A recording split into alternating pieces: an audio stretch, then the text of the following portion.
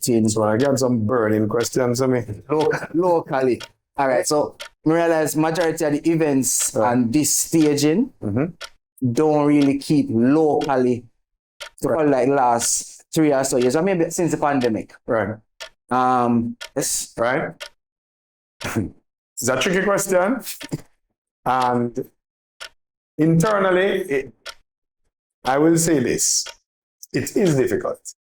Right, in the markets. And some of those markets, they don't appreciate and understand our music. They don't understand our people. And when they come out, I don't want to go by skin, but they'll come out to your event and they have no idea what is playing. They see people jumping up and partying and have a good time, and a fire officer or a police officer will come to you and say, what are they listening to? What are they hearing? Because they don't understand the music. Yes. They don't understand our culture. And Jamaicans... LiveFast Jamaica. Let's celebrate 15 years of making dreams a reality. Dream Weekend, Dream Weekend. It's Campari Dream Weekend, Negril, Jamaica, August 2 to 6, 2024. 5 days of non-stop party with premium food and drinks inclusive events. Twisted Spirits in Lingerie with Jada Kingdom Live. Big what's up? Daydreams in all white with a big surprise. When me go a daydream, a full white a daydream. Stop it, calm down. Yush, the 90s to 2000s throwback with Mr. Vegas and Friends live. Everybody start take for yourself. Wet and Wild at the water park in swimwear with 450 Live. World Vibes in all black with Tommy Lee Live. Celebrity Playground in red and white with Idonia Live. Exodus Remedy in Carnival Wear with Nyla Blackman Live. Igloo with Coolers and Sportswear with TJ Live. It's all included plus more. Must be 18 years or older to attend. ID required. Drink responsibly. All right, people, welcome back to our next episode of 10 Startup to Success. And today's episode, we have Festival Director at Dream Weekend, Burke. But before we get into the reasoning, obviously a shout out to our sponsors. So first, we got FYAH Factory, responsible for the printing.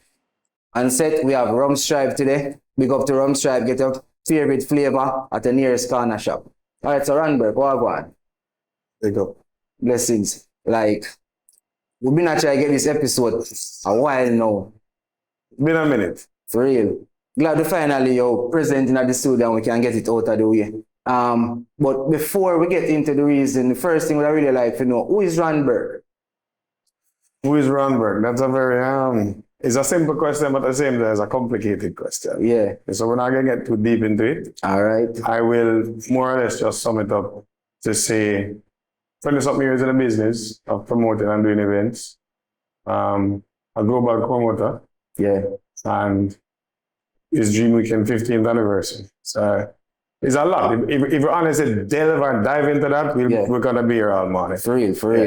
All right, so first, what I really like, you can tell some of the viewers, like, some of the events that you are known for, are responsible for. Well, we all know Dream, of course. That's predominantly the reason we're here. So FYAH is also one of my events, but prior to that, one of the biggest events that I'd say out of Jamaica would be Igloo with the Global Coda Party. And that started pretty much the same year Dream started. Dream started August 2009 and Igloo started February 2009. So it was actually the same year, but a couple of months before. 15 years later, a global brand, a brand I'm proud of. I have a good team working with. Shout out to the team. And I can look back now and say to myself, we have done in a nutshell, a pretty good job. We have more countries that we'd love to attend, I love to host over time. And that's more or less about it. We have Dream as one of the biggest festivals, if not the biggest party festival in the Caribbean, or in this Western Hemisphere, especially in particular because of the price point that we have for Dream. But we're grateful. We're grateful where we are. And sky's the limit. Okay, all right. I mentioned Igloo, and I guess most of the viewers would know Igloo. You can just tell us some of the countries that you've done Igloo. So we have done Bahamas, Turks and Caicos. It's in the US a couple times throughout the year.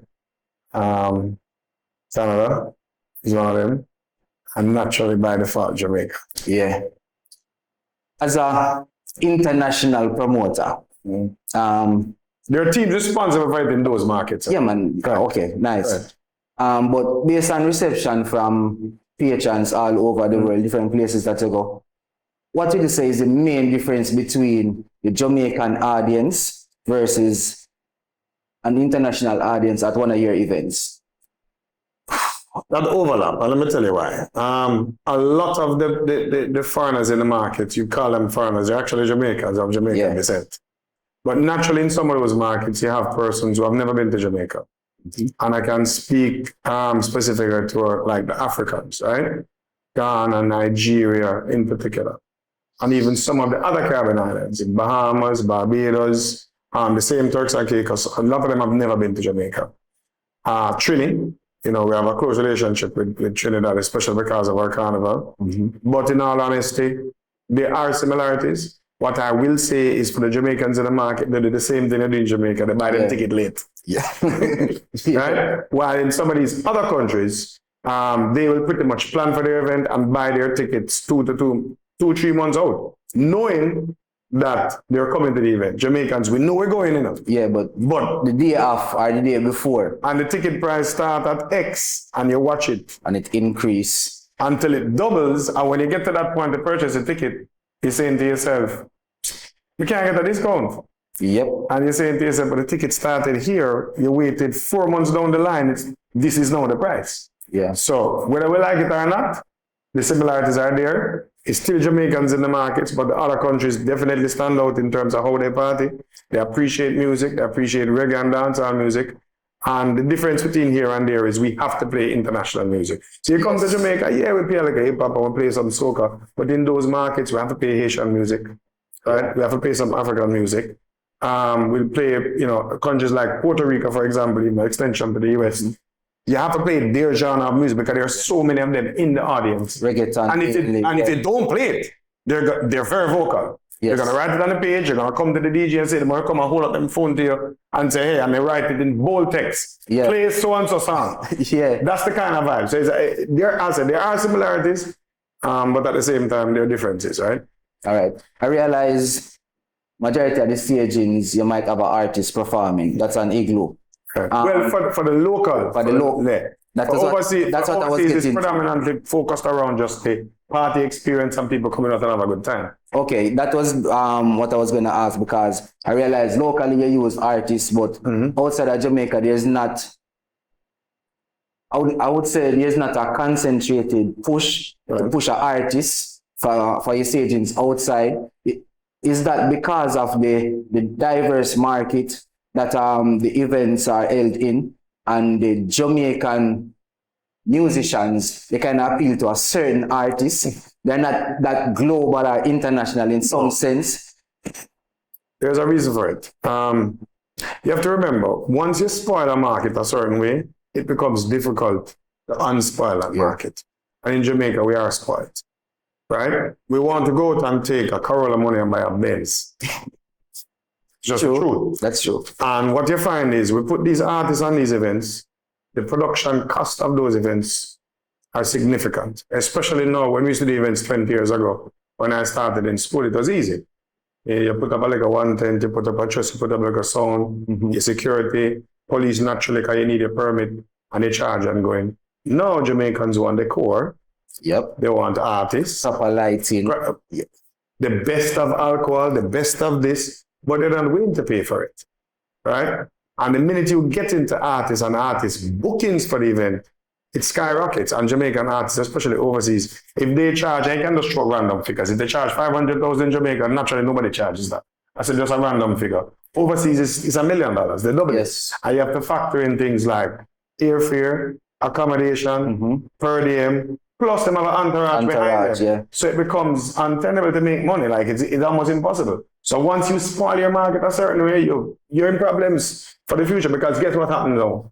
You put a big artist on today and come the next 3 months and you have it again. You know what the first question the patron asks? You fall off, man. No, who's performing? Oh, yes. And then you do have the artist and where that leaves you as the promoter. It forces you to be consistent with booking. It's a problem. It's a problem. Jamaica party, we party a lot, but truth be told, as much as we see people partying out there, most of us don't have the disposable income to party. True. Right? And we want a Benz with a Corolla money.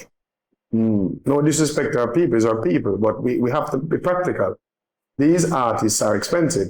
I've always said that one of the things that maybe organizers need to do is to come forward and pretty much itemize what it takes to do an event from start to finish.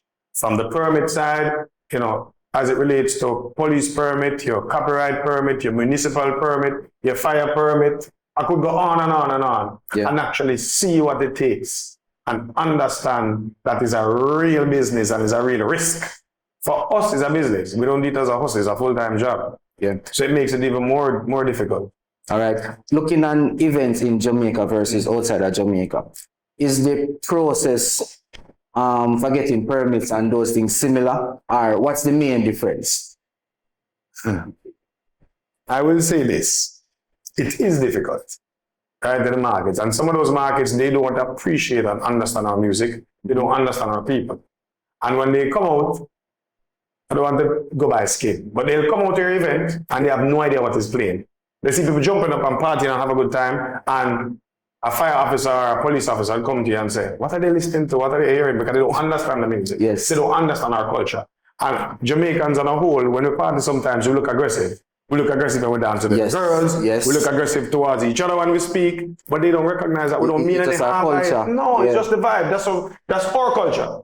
So it becomes a little more difficult to explain some of the stuff to them. But naturally, as time progresses, more or less one or two will understand. And what they start doing is signing people. They'll assign a police officer too that is Jamaica. Yes. And we'll say, yeah. And it make things a little bit easier. But because they would understand what's going on. But there'll always be a pushback. Because again, the culture is different. How we operate, how we listen to music. Them see we jumping up going, wait. When them go out is, most of them have a dance. And dance to the words, we dance to the beat. Yes. So, yes. I always wonder why certain people dance a certain way, but I guess that is the best explanation I've ever heard. They dance to the words and not the beat. We go by beat. If I would say, them not depend on the rhythm. They don't. They're listening to the words. To the words. Listen to the beat. That's where the problem is. Okay. But the more we integrate, right, between cultures, is the more and more you see them coming around. So you kind of mix the culture, then get kind of accept it a little Sometimes more. you see some white people come out and you swear them born in Jamaica. Yeah. Worse is about Jamaica, man. Yeah. All right, so we see we are Dream Weekend and celebrate 15 years this year. Why you just tell me to a little like the history of Dream Weekend. You did mention some earlier, but why you speak mostly about, I'm going to tell you things that why you speak when you talk about the history. All right, for the 10 staging, you did 10 events. And for this staging, you're doing 8 events. All right, I don't want to pack up too much questions in once. All right. How do you guys select the events? Or how did you select the events for this staging, for the 15 staging? Because I know you have events, well, I just mentioned 10 events previously. So now we're at 8 events. What's the process to select a new event and the events for this staging? So the bulk of our events, if not all of our events, are owned by us. Yes. Our members in the group. It makes it easier, but at the same time, these events have been about for some of them literally for the 15 years. Yes. But people can make connections with them, some people can't. And especially some of the younger market will say, I don't know this event, I don't know that event. But I'll give them examples. You go to some of these festivals, big international festivals running 30, 40 years, we're running our 15. And it's the same thing they do over and over and over again. What we have done in our events is we have added some excitement to them, right? So we add themes, we have our dress codes, and by default, we have the artists that we put on. And then that translates, typically with our decor, our production, our look and feel. And people will see that again in our 15. Everything around this staging for Dream will be highlighted around the 15. Yes. The letters 15 is significant. If you look on the back of the jersey, it says 15. Is a significant year, because if you look at most events that happen, and most festivals that happen, quite frankly, most of them don't live to get to 5 years. True. Let alone 15 years. So we are grateful. So the process of selection is not difficult because we do have the events. People just need to come out and understand, especially for the younger market who don't know some of these brands. They will know some of that, like a FYAH who is, it's been pretty new. So naturally, younger people gravitate towards that. But some brands are not necessarily fitting for the weekend. Some brands are best as left as standalone events. Right? Some brands working together collectively makes the festival. Yeah. Nice. All right. So hopefully that kind of answer the question. I say it's not a case where we're going to answer drop this event, put this event. As a matter of fact, as a festival director, you pretty much have the choice of determining which event you remove or add. Yes, because you are the owners of the events. But we do have a company, and we try to ensure as best as possible we keep, stuff consistent. There will be changes. There were changes over last year, as you mentioned, for the 10th. We had 10 events. Yes. But again, when you start talking about production for 10 events, that's a lot. Who wants to pay the money for 10 events? It is expensive. And whether we like it or not, if you compare Dream to any international festival, there is no festival. Look at the camera, tell you, there is no festival in the world, even at our current price online at $6.99, because Jamaicans usually pay a cheaper rate, right? Yes. There's no festival where you can go and go to 8 events. Yeah. $699 US to drink and eat for 5 days for 8 events. It don't exist. So just imagine when people look at them and say, oh, the Dream Man, this is the Dream Man, that is more or less, it's like you're working like the Chinaman. Yeah. You try to sell more tickets to accommodate more people, but you try to find a way to offset the expenses, because the expenses, they don't go down, The expenses go up every year, but our prices have pretty much been consistent for some time now. Every time we want to raise them, and things tough. We're fully much aware of that. And the first thing you look to cut is what? Your entertainment budget. You can't stop paying the light, you can't stop paying water, you can't stop paying insurance, you have to buy gas to put in the car, you have to take care of the kids. So if you run short, what do we cut first? Disposable income. So we have to find that delicate balance between what price can we charge or what price we think is reasonable for people to pay. Yeah. Right? And at the same time, cover the cost for the events. Nice. Based on the current lineup, we realize a couple of the events have performers. Well, this is what I think now. Yeah. I'm listening. I realize certain events, they don't really change much of what they do. For example, I think Celebrity Playground. For a good while, I think Idon has been performing on that event. Right. He wasn't on last year. Because King that was on last year. Oh, last year. And it wasn't on the year before either. Really? It was the year before that. So what has happened, you have to recognize that even though Jamaica has a lot of artists, few artists that have celebrity status.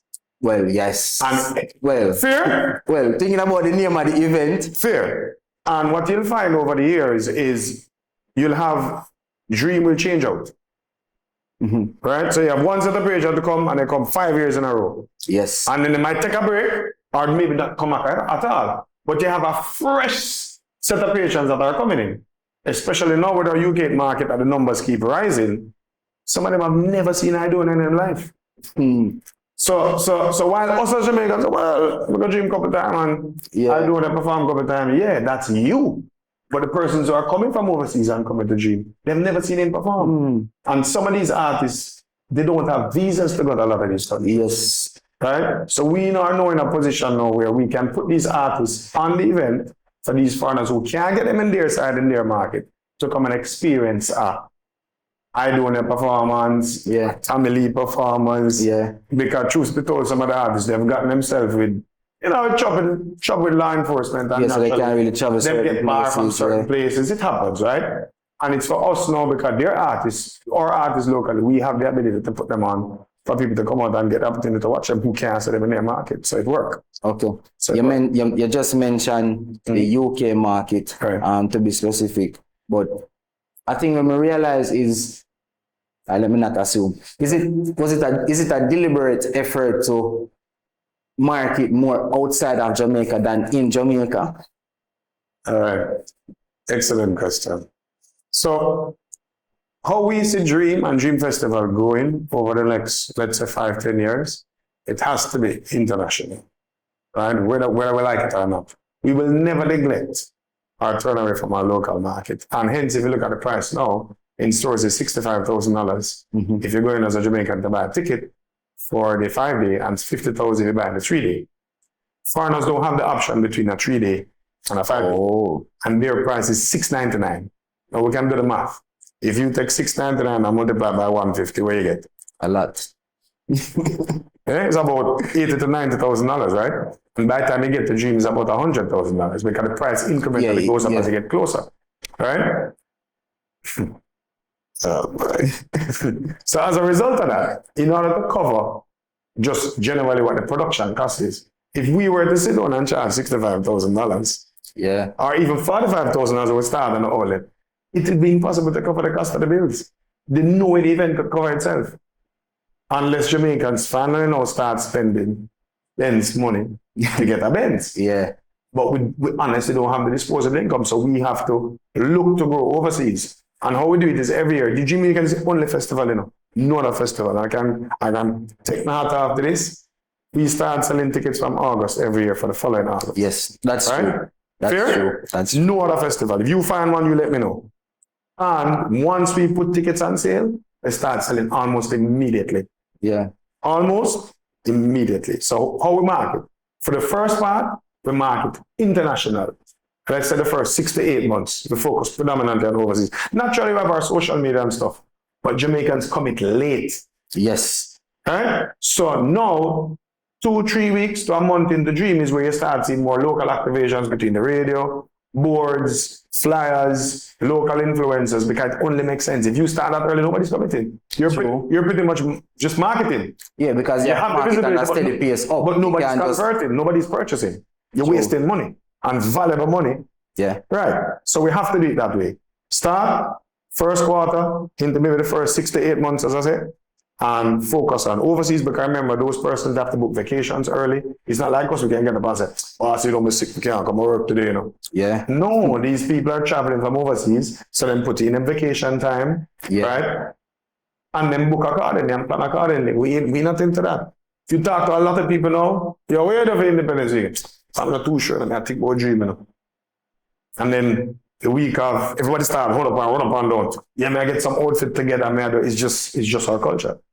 I think it can, as we say, culture, I think it reaches a stage right now where Dream Weekend is a part of the culture where, from August, it's Dream Weekend season. It's like, there's no question as to where to go. It's Dream Weekend. More you touch on sponsorship, in the sense that as a media professional, would I like to give yourself that title? Fair, that's fair title. We see where majority of the events, the Kingston events, really get a lot more sponsorship than events outside of Kingston, with the exception of the events that lead from Kingston to the rural areas like a Santana, Mobi, or Negri. Being in the game almost 25 years, I mentioned earlier. 25 years. 20+ years, Why you give me like even I'm just 25. All right, so why you give me like 3 tips to promoters regarding getting sponsorship? Wow. And me know why you give me the common tips them where everybody else are gonna give it. What are the common tips that you typically get? All right. Because clearly it's a question that they've asked many times. Yes. Right. So let me hear the common tips that you have. All right, I'm gonna tell you. 1, if you do the event before, get some nice pictures and things to sell your event. Right. But majority of the time, I'm gonna start something new. You want to know as well. So that's the first one of them always tell you. Second, them all just say, all right, look for a specific brand where I do some sort of promotion or marketing. Try create a theme where that brand can fit in your event. Well, maybe the thing will come on to me, probably come on to everybody else. So that's typically, so typically those are the responses that you get. Yes. There is no hard and fast about sponsorship. Even us as a major festival, we do have challenges with sponsorship, and believe it or not. Yes, we do get a significant portion of our budget is cut by sponsorship. It's important.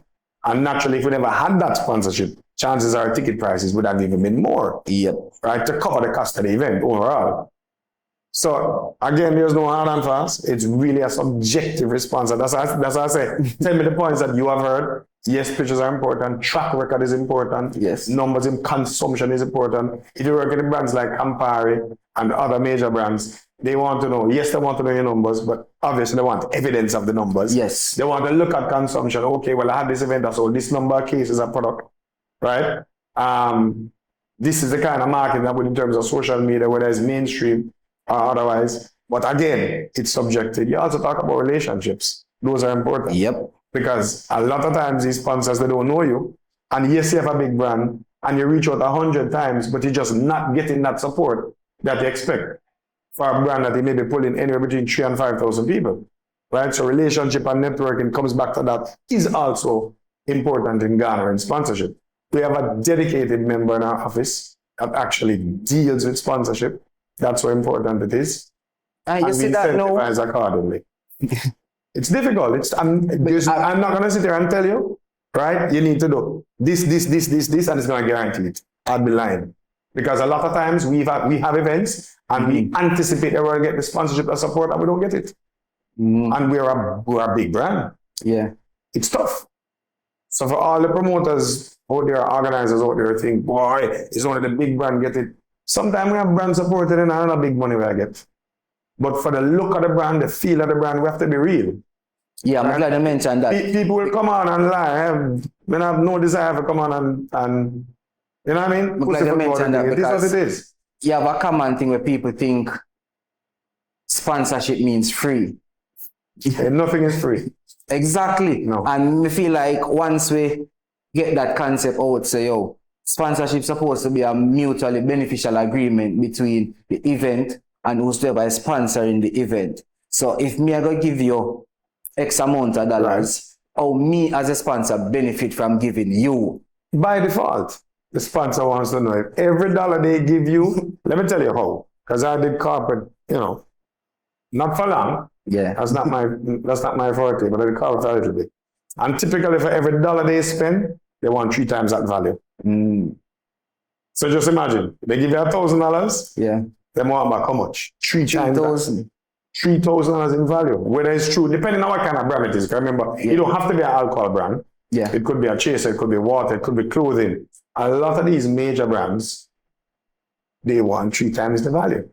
So you have to, when you sit down with them, and them know, okay, them going to sponsor you, whatever that figure is, 50,000 or 100,000 plus products, you know have to sit back and say, okay, you're going to give me, and let's use cases for example. Yeah. But you're going to give me 5 cases, but they anticipate that you're going to sell 3 times that amount of cases. So they're getting, so the money that they actually sponsor, they get back that and more, Yes, because it's an investment.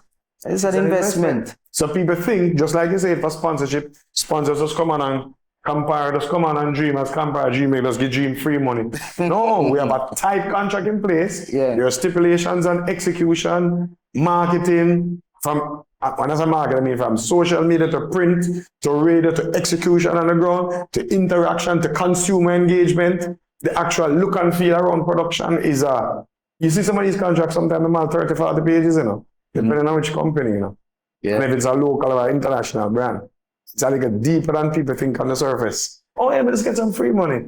You know what I mean? Yeah, because when a sponsor give you 100,000 versus a sponsor will give you millions, then paperwork need to really secure so there's no mishap. You have to sign to that. And you have to deliver on that. And in most instances, you're not paid your sponsorship money until the event ends. Yes. You can have a payment cycle, whether it's 30 days, 60 days, 90 days. So if you don't meet your contractual obligations, you're left with that big they're going to come back and say to you, well, you're supposed to do this number of cases, you're supposed to do this, you didn't fulfill your part of the deal. So as a result of that, we're still going to give you something, but we're going to cut it by 45%, whatever. Yeah, because you under-deliver. So we have to under-deliver as well. Yeah. So it's not as easy as people think. It's a tough market.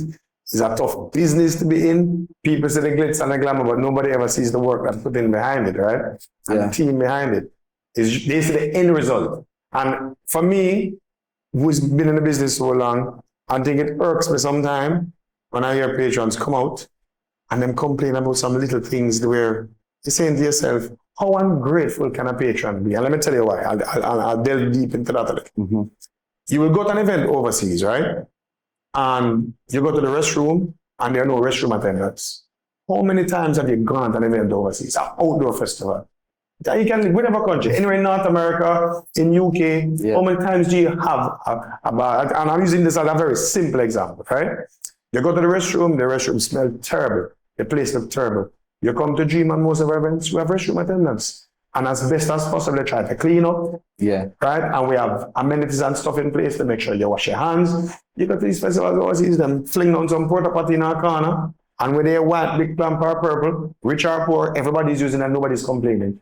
Then our own Jamaican people go to those festivals. Not a word. Not a word. And they come to Jamaica now, they go to our events, which are already so expensive to produce. And then find everything to pick on. And you say to yourself, I find that unreasonable. When you go to other events, they don't have decor. So something as simple as fabric, you know. Yeah. The labor. Yeah, just a big stage and that's it. I could go, I go literally just pick at just individual things and just highlight to the listeners and the viewers to say, understand this business. Everything isn't what it seems, but appreciate and understand that it's an expensive business to do it, a very risky business. We're affected by the weather, we're affected by the government in terms of permits, we're affected by the police, we're affected about people's mood, right? We're affected about people's disposable income. There are so many factors that can go. That's what, north, south, north, yeah. Bad for us. It's tough. So understand how difficult the business is and appreciate what we do as organizers, especially us as the bigger players in the market. The younger ones who are coming up in the market understand their struggle. When you look at cost of permits from stuff like jams and JCAP and the municipal court, it's expensive. And the young organizers, you know, a lot of them come into the market and in 2-3 years they're out. Yeah, because how many events survive?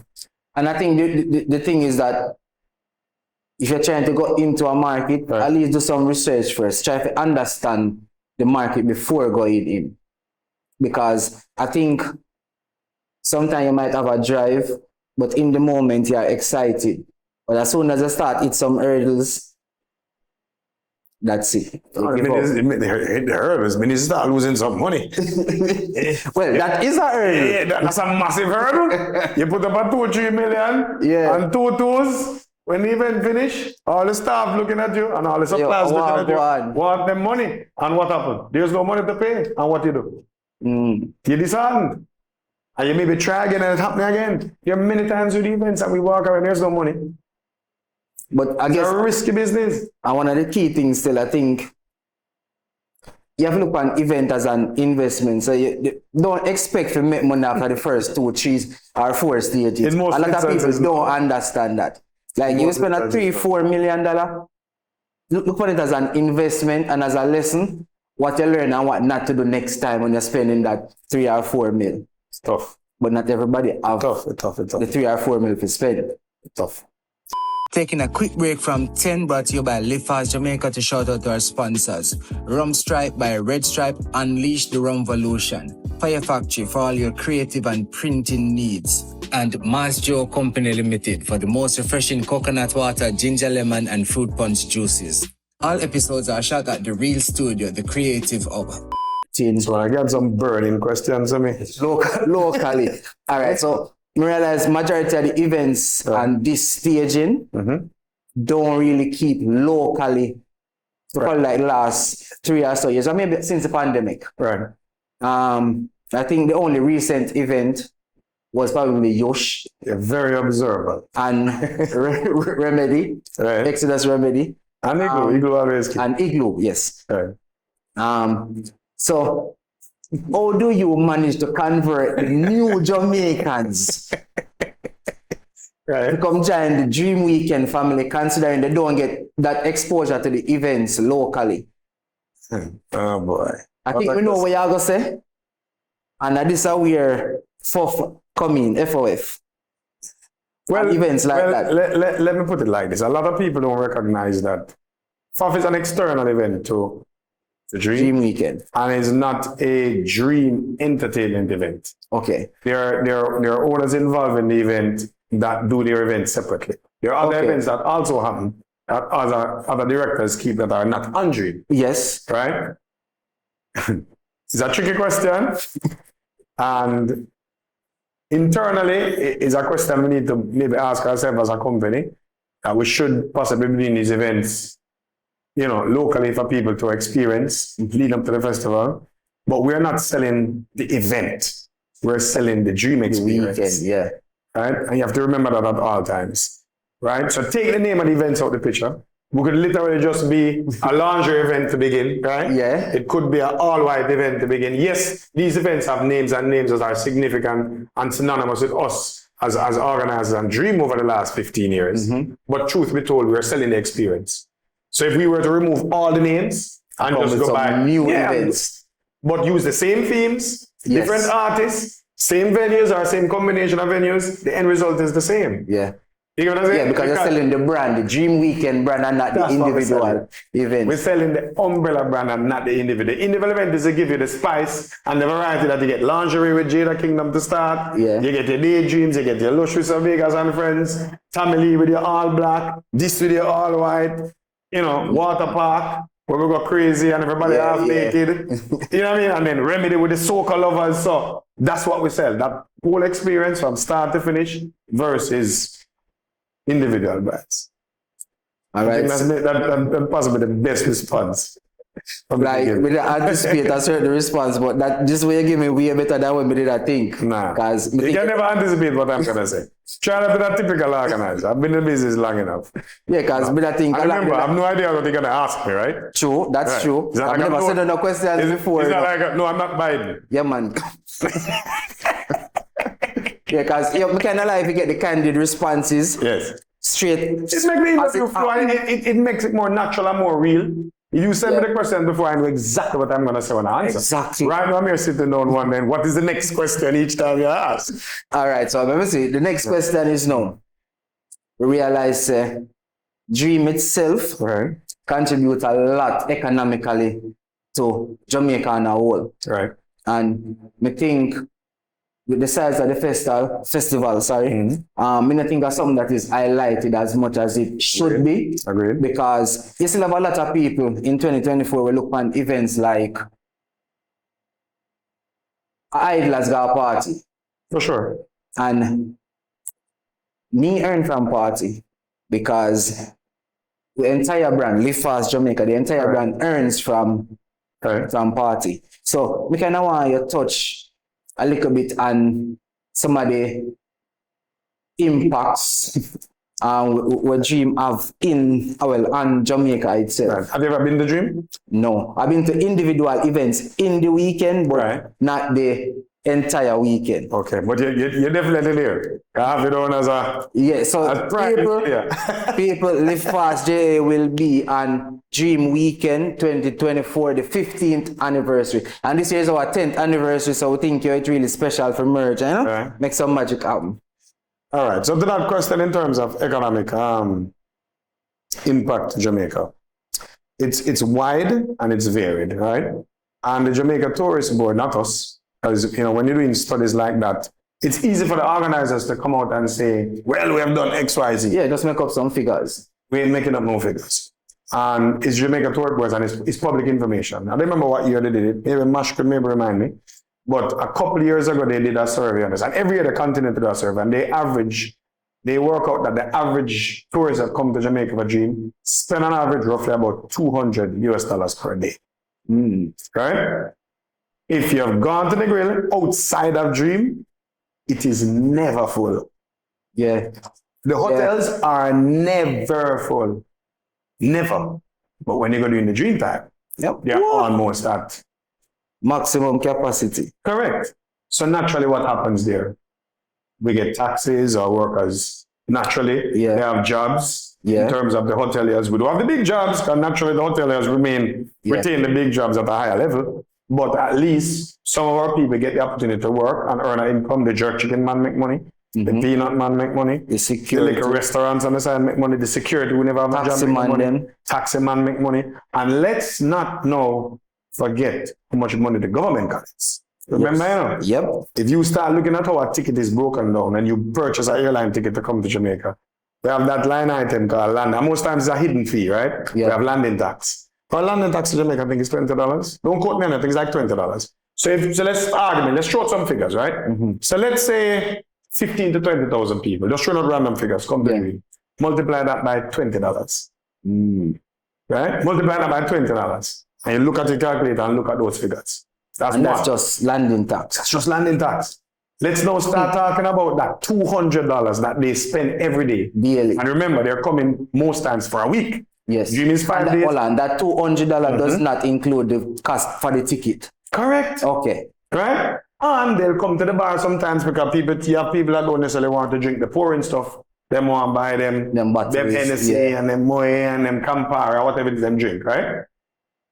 That's money again. Fair?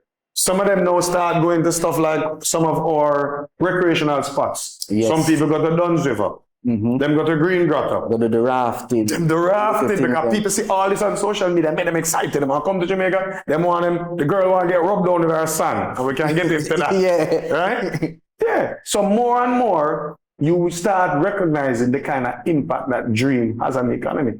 That trickle-down effect, from top down, from the minute they land in Jamaica, from landing tax, from all the way down, it's billions of dollars. The last research they did was also about $1 billion that were contributed to that. And remember, Dream continues to grow. Yes, there have been setbacks between COVID and various things that happen, like any festival in the world. But the brand has been consistent in terms of impact to the economy, from job creation of jobs to flow of taxes. We pay a ton load of taxes that are from income to the GCP. So what we contribute, most festivals and most events don't contribute. And I don't think we get the right recognition that we deserve to get as a festival in Jamaica that contributes so much. You know, employment, money, as I could go on and on and on. Yeah. So I'm very happy you bring it up. And I hope people, you know, sometimes take a step back and just think about what Dream brings to the table. Other than, yes, people come in to have a good time and party. The most expensive jerk chicken ever buys at Dream Weekend. Good on. Just wait till you come this year. Yeah. Party finish 4 and you decide, say, you don't eat and you maybe want to eat a little food before you go to the hotel, go outside and buy a jerk chicken. It's the most expensive jerk chicken. Like a premium for them. Big man, I remember one, I don't remember it was last year, the year before. Event finish and I walk outside and I'm starving and traffic bill up to get to the hotel. I say, you know, I'm better stop and eat one jerk chicken. Big man, stop and take the chicken, man. I say, General, they get one leg and tired and one piece of bread, you know. And when the man tell me the price, I say, yo, me a yard man, you know. Yeah. Me no Jamaican, me no foreigner, you know. Man, boy, boss, you know the thing go. Dreamer once a year, you know, so if I collect what we can collect. I understand. Yeah. Right? And him say, all right, take off a 3 days. You don't know, we work together. Yeah. The man them charge. When you go to all those restaurants on the strip, this is the most expensive bottle of water you'll ever drink. As a matter of fact, the most expensive room you'll ever pay for Jamaica. The hotel prices, them crazy that season. That is another factor that turns some of our locals away. And they want true. But you're driving from Kingston and our parishes to come to a hotel in the grill to spend that kind of money. It's tough. It's tough. And that's why people take out loans to come and people say, oh, you can take out loans to come. It is a vacation experience. Because outside of the fact that you have music, you have your food, you have your alcohol, you have the beach where you can go and relax. You don't have to go to the parties every day. You can relax on the beach during the day and then come to the party during the night. You're very flexible. It is a vacation experience. I tell the people, oh, you can take out a loan, forget about it. You have to think about the whole experience from start to finish and what it offers. All right, just to touch a bit on what I just mentioned. Like, we know logistics can be a hassle. Like, some of the areas that I know can be challenging, like security, accommodation, as I mentioned. And remember, a lot of our staff comes from Kingston. And more we're trying to outsource more people on the west side. When you feel like you actually read my mind? I tell you, I'm not a typical organizer, so they'll come and answer questions the blanket way. I'm just here being as plain as possible. Because it makes no sense for you to do this podcast and I come here and pretend, right? True. People want to say a natural reaction with honest answers. That's what I'm giving you. Yeah. right? It is the way it is. Because you see where entertainment developed to a stage where normally for vendors for certain things, it would have to be in Kingston. Yes. And now we can see where you have vendors even that side of the island that can provide similar, even better quality than. List some of them. Caterers, production people, bartenders, some of the bottle girls. So more and more as Dream evolve, and apart from the fact that yes, we're bringing more work to people and make people earn, we also save. Yeah. Because we have to bring the transportation alone from Kingston to bring a truck with all these things to Negril. Sometimes you get some delivery bill as it yourself. What is, man? Sometimes the bill might even more than even the cost of transportation and the toll to drop the stuff and carry them back to town is more than the actual service that the company is providing. So it's tough. So I have to get smart. So more and more, we're pushing to do as much as possible, depending on what's available. And a lot of the production companies down that side are buying more equipment and coming up with the standard for the ones in Kingston. So it helps us. The challenge now becomes when the companies down there start charging the same price that the Kingston one charge. And you're saying to yourself, my brother, I'm using it because it have to make sense, right? But I guess, well, we just assume now, like, transportation would probably be close to zero considering that you are in the area. You never drive come now? You never drive come to me now? You never free gas in there? No. You must pay some transportation. You have to but not as much as. Brother, you have to do accommodation. Well, yeah. The DJs that might come from Ochi or Montego Bay. The man want room, Man, I come to play for the one night and I say, Bazi, say, when don't play, we got tired, because 4 o'clock, and tough, my jam, go back there. And naturally, we don't want a DJ to come and play. He must drink and have a good time, and anything happen to him going back, so you can feel responsible for that. So we try as best as possible, even at one night, depending on where they play, to make that accommodation. Start adding up now. Start looking at DJs that come with the entourage, and start looking at the number of rooms. Start looking at the number of DJs that way. When I say DJ, I mean artists. And then start looking at DJs who play music, right, to put them up. Plus, cashier, bar service, our personal staff, office staff, accounting. Hey, you just want to say, you never see all of this until you mention it. Like, nobody sees the work that's being done behind this. All they come and say is fancy nice event, them come to see them favorite artists, and go to drink and party and have a good time, but nobody understands what it takes from the ground up to get it where it is. We have 2 weeks to go, and we are up. We have so much work to do, and we've been doing it for 15 years, because as much as in the back of your mind is saying it gets easier, not necessarily. Yes, some things I would say are plug and play, but there are going to be challenges that come up, and the cost of stuff increase like incrementally every year is tough, and it's tough on us as organizers, and that's why sponsorship is so important. If the sponsors are to pull on us, we'd feel it. I mean, we will survive, because you can't hedge your business off just sponsorship. You need to be able to cover itself, but it helps. Tough.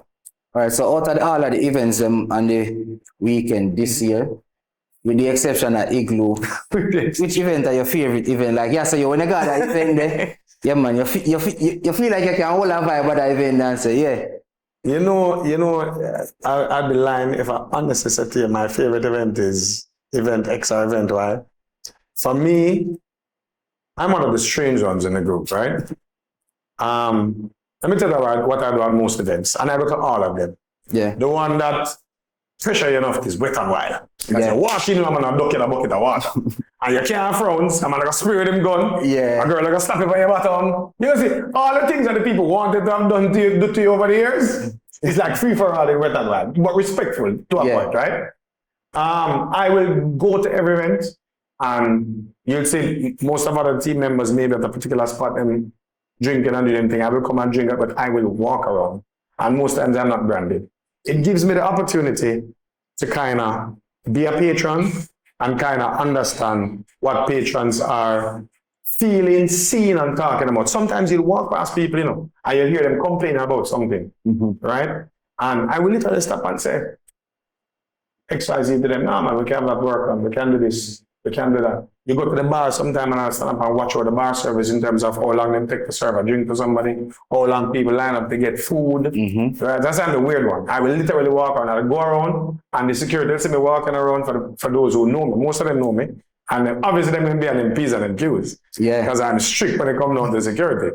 Right? But it gives me the opportunity to understand the patron, what they like, what they dislike, see them interaction, see how them operate in the event, and see where we can tweak and fix things to go forward. And I think some of us, in the company need to do a little bit more of that. Yeah. Because it gives us a little more insight. Sometimes we're thinking one thing, but the patron's thinking something else. I want something else. And the only way is direct feedback, right? And sometimes it's going to talk to people work.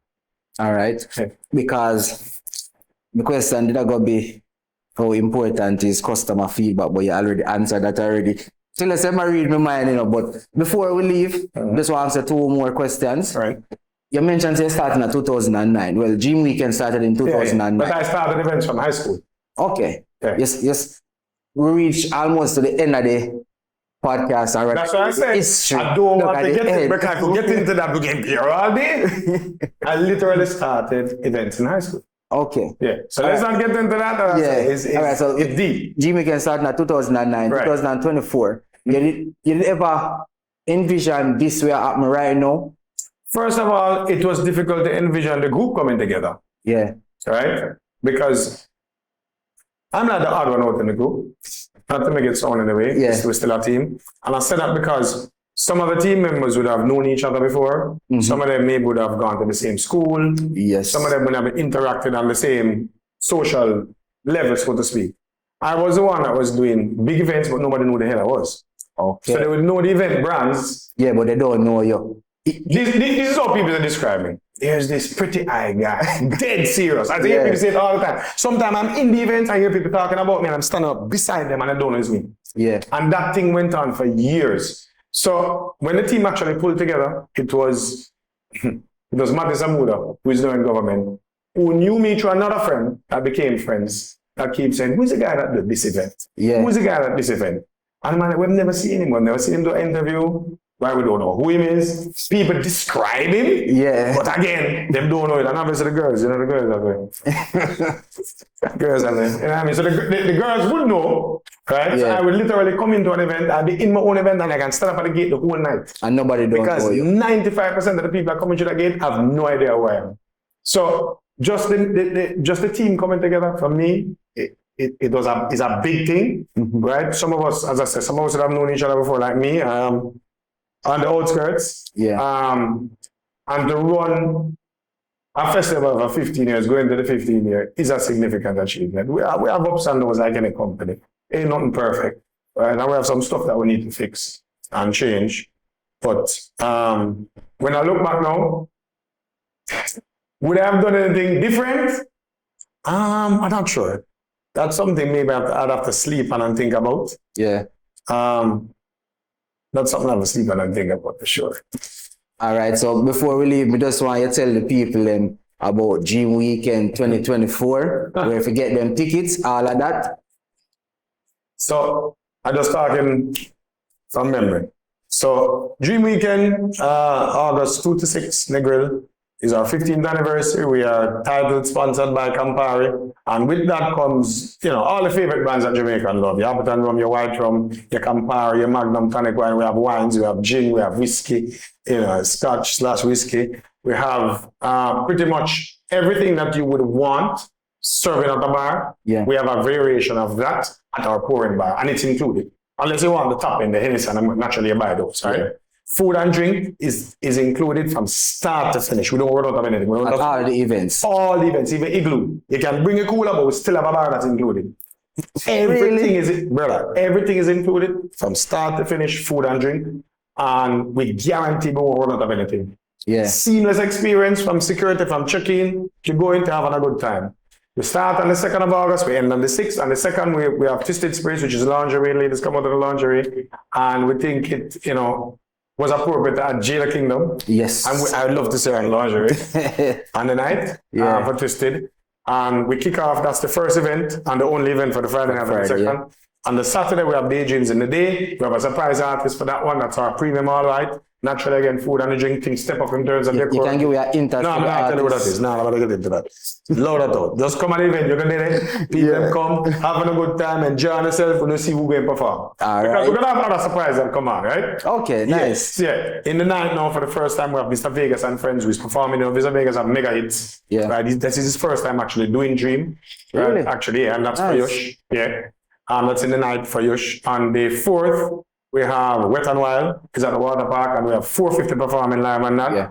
And then in the night now, we have World Vibes with Family. On the 5th, we have Celebrity Playground with Idonia. We're not right. We know the flair. And then on the final day now, which is our Independence Day, August 6th, we have Remedy during the day with Nyla Blackman for the soca lovers. And then in the night, you have Igloo with TJ. So it's a solid event, it's a solid lineup. The best yet, I would imagine. We've had big artists and we have had people who's over the years, but we thought, especially about the 15, you know, in one set in my mind, I was saying to myself, let's go back and look for the mega artists that we've used to celebrate the 15th. But then you're in the situation where some of these artists have been performing over and over and over and over again. Yes, so it's basically the same thing you would be bringing. So you want something that couldn't be the last time TJ and Dream. He has been there for a long time. Yeah. Jada Kingdom, never. Tommy Lee, long time. Mr. Vegas, never. Yeah. Right? So. And as I mentioned, all the events are themed events. So you have the lingerie, the different. And we have Armani too. Won't tell you where he's performing though. Okay, yes. So Armani performing. And we have some plus and some stars, but there are plus. It's not until you come to G. We have some surprise. We can't do everything. Okay. Yeah. All right, so Mr. Burke, obviously your respect for that episode. I mean, me learn a lot, and I hope the viewers also learned a few things. Just tell me in the comment section what you learned during this episode, and tell us who you'd like to see next and 10 start up to success. Until then, we soon forward. We go. Blessings. Live Fast Jamaica.